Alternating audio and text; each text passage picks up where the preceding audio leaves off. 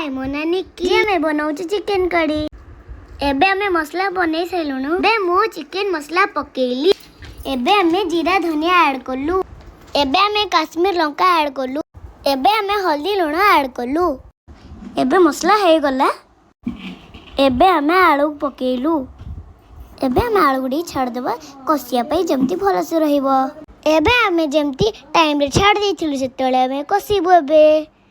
एबे हमें chicken add करके कसिलु एबे हमें 10 मिनिट पई कसेइबा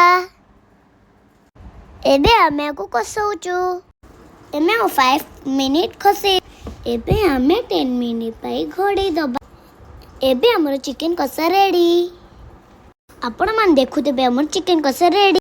आपण मन देखुतबे केते डिलीशियस देखाउची एबे मु टेस्ट करबी देखो तू मु खाउची बहुत टेस्टी हेची।